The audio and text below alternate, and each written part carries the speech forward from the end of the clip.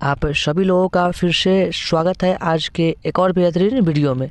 जैसा कि आप सभी लोग जानते हैं कि जो बिहार डीएलएड प्रवेश परीक्षा 2025 ठीक है, इसका जो नोटिफिकेशन है वो जारी हो गई है। ठीक है, मतलब आप लोगों का फॉर्म जनवरी से मतलब 20 जनवरी को भराने का स्टार्ट हो जाएगी। ठीक है, तो जो लोग भी चाह रहे हैं कि डीएलएड करके एक डीएलएड में सरकारी सीट हासिल कर ले और आप लोगों का जो शिक्षक और शिक्षिका बनने का जो आपका सपना है उसको साकार कर पाए। ठीक है, तो आप ही की सपना को पूरा करने के लिए हम जो है क्या किए है, आपको बिहार डीएलएड में सरकारी कॉलेज एगो प्राप्त करवाने का निश्चय ले लिया है। ठीक है, तो वही निश्चय को पूरा करवाने के लिए आपके लिए क्या किए, एगो स्टार्ट कर दिए सीरीज। ठीक है, इस सीरीज का नाम क्या है, तो सर जी इसका नाम है सफलता सीरीज। ठीक है, अब आपके मन में डाउट क्या बनेगा, सर जी से इस सीरीज में हमको क्या क्या देखने को मिलेगा। देखिए, तो आपको इस सीरीज में बिहार डीएलएड की संपूर्ण तैयारी करवाई जाएगी। ठीक है, चाहे वो तैयारी आपका जीके जीएस हो या अन्य कोई भी सब्जेक्ट हो। ठीक है, तो हम आज क्या किए हैं, सबसे पहले आपका विज्ञान का क्लास 1 करवा दी। ठीक है,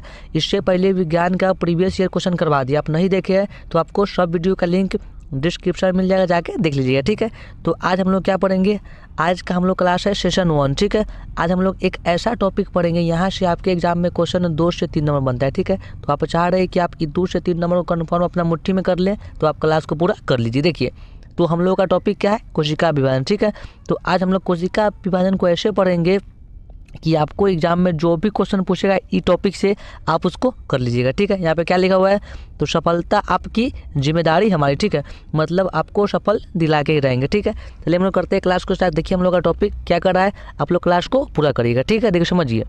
देखिए, तो हम लोग आज क्या पढ़ेंगे यहाँ पे, तो हम लोग आज पढ़ने वाले हैं क्या, चलिए तो हम लोग पढ़ेंगे कोशिका ठीक है, देखिए मतलब कोशिका विभाजन से आपके एग्जाम में क्वेश्चन 2 से 3 को बनेगा, आपको हम बता दें। ठीक है, समझिए।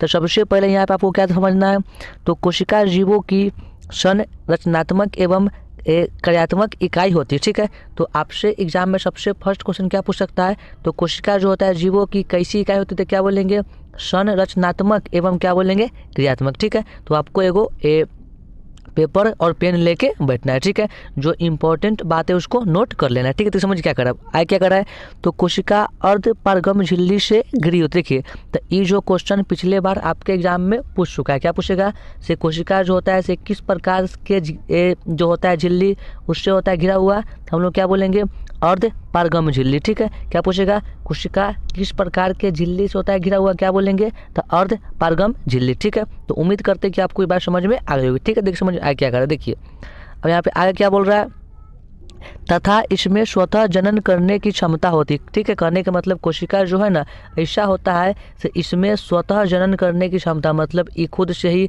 अपने जैसे संतान की उत्पत्ति कर सकता है। ठीक है, तो आपसे एग्जाम में क्वेश्चन पूछेगा कोशिका झिल्ली होती कैसे, हम लोग क्या बोलेंगे, तो अर्ध पारगम झिल्ली होती है। ठीक है, तो उम्मीद करते हैं कि आपको ये बात क्लियर हो गई होगी। ठीक है, समझ क्या कर रहा है। देखिए अब जो आगे यहाँ पे क्या कर रहा है, तो ये कोशिका के अध्ययन को साइटोलॉजी कहा जाता है। देखिए, तो ई क्वेश्चन आपके एग्जाम में कन्फर्म पूछेगा, क्या पूछेगा, से कोशिका के अध्ययन करने का मतलब जब हम लोग कोशिका के बारे में पढ़ते हैं उसको हम लोग क्या बोलते हैं, हम लोग क्या बोलेंगे, साइटोलॉजी। ठीक है, तो आपसे एग्जाम में क्वेश्चन क्या पूछेगा, कोशिका के अध्ययन को क्या कहते हैं, सर जी क्या टिक मार देंगे, साइटोलॉजी। ठीक है, तो उम्मीद करते हैं कि आपको इतना बार समझ में आ गई होगी। ठीक है, आपको जो भी डाउट होगा आप अपना डाउट बताइए कमेंट में, आपका रिप्लाई देंगे। ठीक है, समझिए। अब यहाँ पे आगे क्या कर रहा है, देखिए यहाँ पे एक कोशिका की सर्वप्रथम खोज 1665 में कॉर्क में रॉबर्ट हुक ने की थी। करने का मतलब आप बोले सर जी से आप हमको कोशिका बता रहे हैं, तो आप सबसे पहले बताइए से कोशिका का निर्माण कौन किया, एक खोज कौन किया। ठीक है, काहे कि यहाँ से हमारे पेपर में क्वेश्चन बनता है। ठीक है, तो कोशिका के खोज के बारे में बात बोलेंगे। ठीक है, इसका खोज कब हुआ, 1665 में। ठीक है, कौन किया, सर जी क्या बोल देंगे, रॉबर्ट हुक। ठीक है, कोशिका होता है क्या है, तो शरीर के जो सबसे छोटी इकाई को क्या बोलते हैं, कोशिका बोलते हैं। ठीक है, तो एक खोज के बात बोलेगा तो 1665 में कॉर्क में कौन किया, तो रॉबर्ट हुक ने किया। ठीक है, तो आपको ये बात को नोट करना है, ये बात आपके एग्जाम के दृष्टि से मोस्ट इंपॉर्टेंट है। ठीक है, तो समझिए आगे क्या कर रहा है। देखिए अब क्या कर रहा है, सजीवों में कोशिका की खोज 1674 में कौन किया, तो एंटोनी वॉन ल्यूवेनहॉक ने की। ठीक है, देखिए अब बोलेगा सर जी आप सजीव बताए। ठीक है, तो सजीव का मतलब क्या होता है? देखिए, तो सजीव कहने का मतलब क्या हुआ? तो जिसमें जान हो, ठीक है। जान मतलब क्या? जैसे हो गया पेड़ पौधा, मनुष्य हो गया, जानवर हो गया, ठीक है। देखिए, तो सजीव कहने का मतलब वैसा प्राणी जिसमें जान हो, ठीक है। देखिए, तो अब बोलिए सर जी, जो जीवित कोशिका होता है, जैसे मान लीजिए मनुष्य हो गया पेड़ पौधा, ठीक है। तो इसमें कोशिका का खोज कौन किया? तो आप लोग क्या बोल दीजिएगा? उसका नाम लीवेनहॉक, ठीक है। कब किया? तो 1674 में, ठीक है। तो उम्मीद करते हैं कि आपको इतना बात क्लियर हो गई होगी, ठीक है। देखिए समझ में आया क्या कर रहा है? देखिए अब यहाँ पे क्या कर रहा है? तो सर्वप्रथम संयुक्त सूक्ष्मदर्शी का आविष्कार 1665 में कौन किया था? यहाँ पे देखिए, तो रॉबर्ट हुक ने किया, ठीक है। देखिए, तो आपके एग्जाम में क्वेश्चन क्या बनेगा? जो होता है क्या? तो जो होता है संयुक्त सूक्ष्मदर्शी, ठीक है। तो एकर आविष्कार कौन किया? तो क्या बोलेंगे? 1665 में, ठीक है। कौन किया? तो क्या सर जी बोलेंगे? Robert Hooke. क्या बोलेंगे हम लोग? रॉबर्ट हुक, ठीक है। तो आपके पेपर में यहाँ से भी प्रश्न पूछ सकता है, ठीक है। तो आपको ये बातों को नोट कर लेना है, ठीक है। देखिए समझ में आए क्या कर रहा है? देखिए यहाँ पे, अब यहाँ पे आए क्या बोल रहा है? तो इलेक्ट्रॉन सूक्ष्मदर्शी का आविष्कार 1932 में नील रस्का ने किया, ठीक है। मतलब अगर इलेक्ट्रॉन सूक्ष्मदर्शी की बात बोलेगा तो क्या बोलेंगे? इसका खोज कौन किया? तो नील रस्का। कब किया? 1932 में, ठीक है। तो आपको ये बातों को नोट कर लेना है, ठीक है। तो समझ आए क्या कर? देखिए अब आगे यहाँ पे क्या बोल रहा है? रॉबर्ट ब्राउन 1831 में कोशिका में केंद्रक और केंद्रिका का पता लगाया था। कहने का मतलब मान लीजिए हुआ कोशिका, ठीक है। तो इसमें जो होता है सेंटर में हम लोग क्या बोलते हैं? इसको बोलते हैं केंद्रक, ठीक है। तो इस केंद्रक के बारे में पता के बात बोलेगा तो क्या बोलेंगे? 1831 में कौन किया खोज? तो क्या बोलेंगे सर जी? बोल देंगे रॉबर्ट ब्राउन, ठीक है। तो आपसे क्वेश्चन क्या पूछेगा? कोशिका में जो होता है केंद्रक, ठीक है। तो ओकर खोज कौन किया? आप लोग क्या बोल दीजिएगा?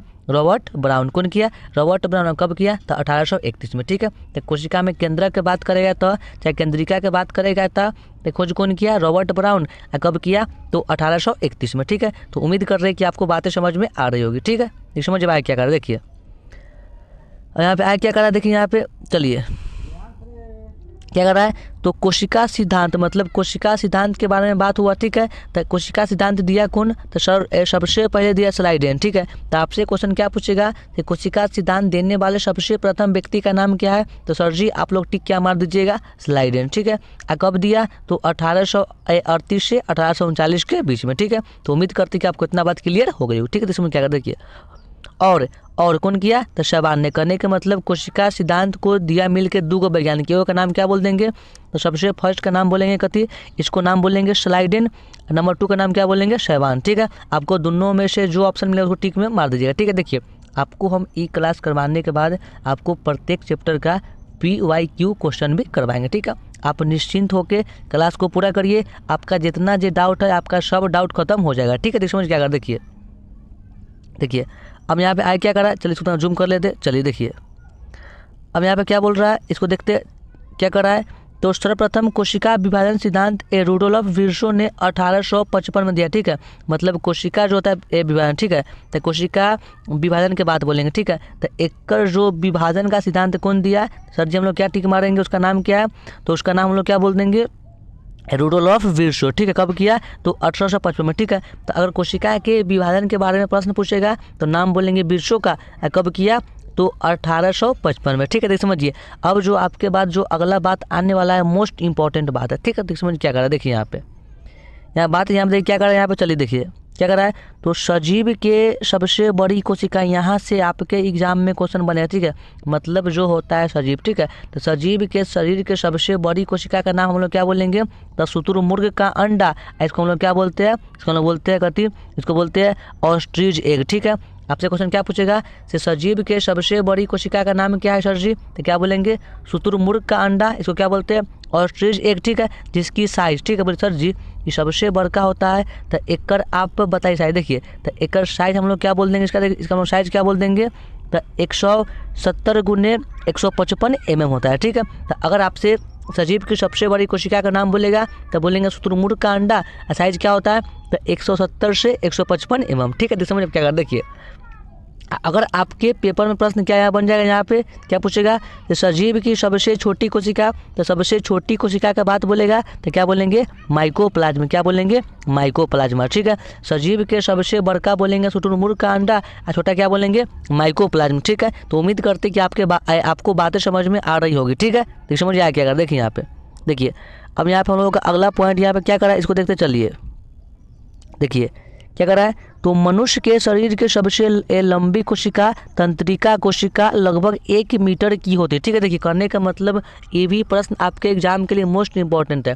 पूछेगा मनुष्य के शरीर के सबसे लंबी कोशिका का नाम बताए सर जी, क्या बोल देंगे, तंत्रिका कोशिका। क्या बोल देंगे, तंत्रिका कोशिका। ठीक है, आकार के बात बोलेगा तो कितना बोलेंगे, 1 मीटर का। ठीक है, तो उम्मीद करते हैं कि आप ई पॉइंट को दिमाग में बैठा कर रखिएगा। ठीक है, समझ क्या कर, देखिए अब क्या कर रहा है, मनुष्य के शरीर के सबसे बड़ी कोशिका। ठीक है, सबसे बड़ी कोशिका की बात बोलेगा तो क्या बोलेंगे, अंडाणु। ठीक है, लंबी को बोलेंगे तंत्रिका और बड़ी को क्या बोलेंगे, अंडाणु। ठीक है, अब मनुष्य के शरीर के सबसे छोटी कोशिका शुक्राणु। देखिए मनुष्य के शरीर के सबसे बड़का कोशिका को बोलेंगे अंडाणु, छोटका को बोलेंगे शुक्राणु। ठीक है, तो उम्मीद करेंगे कर रहे होंगे कि आप बातें को समझ रहे होंगे और इसको नोट कर रहे होंगे। ठीक है, देखिए समझिए आगे क्या कर रहे, देखिए जैसे में क्या हो गया, एक कोशिकीय जीव अमीबा, पैरामीशियम, यूग्लिना, बैक्टीरिया, जीवाणु, क्या बोलेंगे तो क्लोमिरोमोनस। ठीक है, तो अगर आपसे क्वेश्चन क्या पूछेगा, इनमें से कौन एक कोशिकीय जीव है। ठीक है, तो एक कोशिकीय जीव के बात बोलेगा तो बोलेंगे अमीबा रहेगा तो अमीबा टिक मार देंगे,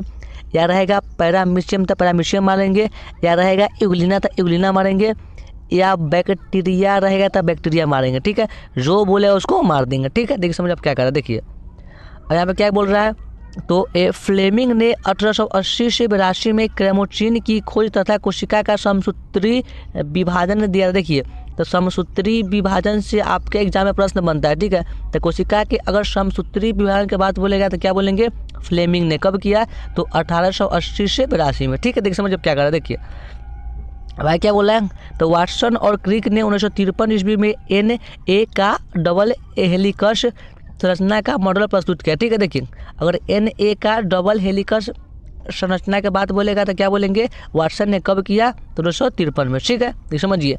अब यहाँ पे क्या कर, देखिए ये जो है ना, ये वाला पॉइंट आपके लिए मोस्ट इंपॉर्टेंट। देखिए अगर देखिए क्या बोला है, तो स्टार्स बर्गर, भैया यहाँ बर्गर खाने वाला नहीं, ये व्यक्ति का नाम है। ठीक है, स्टार्स बर्गर ने क्या किया, तो 1884 में पैतृक लक्षणों को एक पीढ़ी से दूसरे पीढ़ी तक ले जाने में केंद्रक की भूमिका के बारे में बताया। देखिए मतलब जो हमारे स्टार्स बर्गर साहब थे वो क्या बोले थे, भैया अगर किसी के पूर्वज में जो गुण है, अगर वो गुण उसके आने वाले संतान में भी आ रहा है तो इसको हम लोग क्या बोलते हैं, इसको बोलते हैं पैतृक लक्षण। ठीक है, अब पैतृक लक्षण के बारे में कौन दिया, तो स्टार्स बर्गर।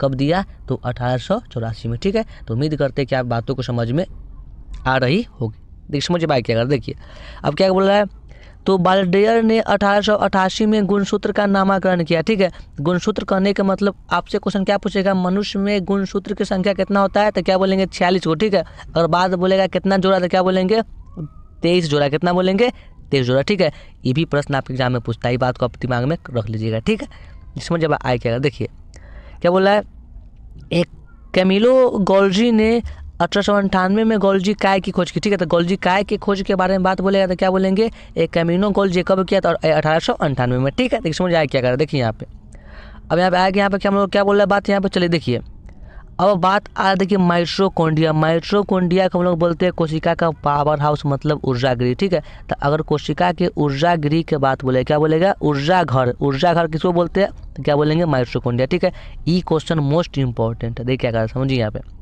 रिचर्ड अल्टमन ने 1890 में माइटोकॉन्ड्रिया की खोज की, जिसे उसने बायोप्लास्ट नाम दिया। ठीक है, मतलब 1890 में क्या किया, एक हम लोगों का भाई साहब थे, वो नाम क्या था, तो रिचर्ड अल्टमन। ठीक है, ये क्या किए, तो 1890 में माइटोकॉन्ड्रिया की खोज किए। ठीक है, तो आपके पेपर में प्रश्न क्या बनेगा, माइटोकॉन्ड्रिया की खोज करने वाले व्यक्ति का नाम क्या है सर जी, तो क्या बोलेंगे रिचर्ड अल्टमन। ठीक है, उसके बाद ये जो है क्या बोला, तो ये जो इसको नाम क्या दिया, इसको नाम दिया बायोप्लास्ट नाम दिया। ठीक है, और क्या करा है, पेबेंद्रा ने इसे माइटोकॉन्ड्रिया नाम दिया। देखिए मतलब सबसे पहले माइटोकॉन्ड्रिया का खोज कौन किया, तो रिचर्ड अल्टमन। ठीक है, इसको नाम क्या दिया, तो इसको बोला बायोप्लास्ट नाम। ठीक है, लेकिन इसको माइटोकॉन्ड्रिया कौन कहा, तो क्या बोलेंगे पेबेंडा। कब दिया, तो 1898। ठीक है, मतलब 8 साल बाद। ठीक है, तो पूछेगा माइटोकॉन्ड्रिया नामकरण कौन किया, तो क्या बोलेंगे पेबेंडा। ठीक है, जब आपको इस सब टॉपिक का PYQ क्वेश्चन मिलेगा तो आपको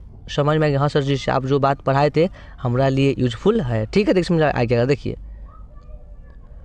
अब क्या कर रहा है, ठीक समझिए। हाँ, अब बात क्या आ रहा है, तो लाइसोसोम की खोज 1998 में DW ने की। ठीक है, तो लाइसोसोम को हम लोग क्या बोलते हैं, इसको बोलते हैं आत्महत्या का थैली। क्या इसको बोलते हैं, तो आत्महत्या आत्महत्या की थैली, ठीक है। तो आपके पेपर में क्वेश्चन क्या बनेगा से आत्महत्या की थैली हम लोग किसको बोलते हैं, तो क्या बोलेंगे लाइसोसोम, ठीक है। खोज कौन किया था, डी डबे, कब किया 1998 में, ठीक है, 58 में, ठीक है। ये बात आपको याद में रखना है, ठीक है। समझने के देखिए तो क्या करा है, अब क्या करा है देखिए।